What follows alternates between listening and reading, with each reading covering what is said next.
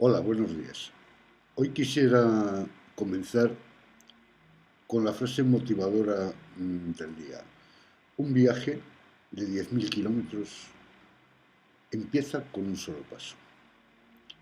Y efectivamente, cualquier cosa que nos propongamos en esta vida tiene un comienzo. Y ese comienzo se realiza con algo tan sencillo como empezar a hacer. Si te paraliza el miedo, si estás siempre pensando en quererlo mejorar, en querer hacer las cosas cuanto más mejor, no empezarás nunca. Aunque te equivoques, aunque pienses que no está del todo correcto, da igual, empieza cuanto antes. En Pague Después queremos sobre todo hacerte reaccionar, hacer que empieces a hacer desde el inicio, desde el principio. Ese es nuestro objetivo.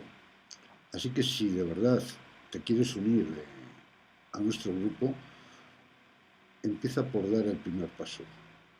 Empieza por pedir ayuda, por indicar que quieres que contactemos, que hablemos y que te explique un poco en qué va a consistir tu gran cambio. Y te aseguro que tu gran cambio va a empezar por ese primer paso.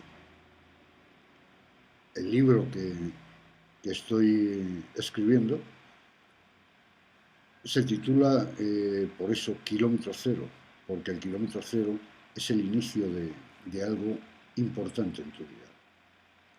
Ya sabes, debajo del vídeo tienes mis datos de contacto, ponte a hablar conmigo y estaré encantado de charlar contigo mano a mano, sin nadie, sin ningún otro intermediario, y seguro que llegamos a un acuerdo.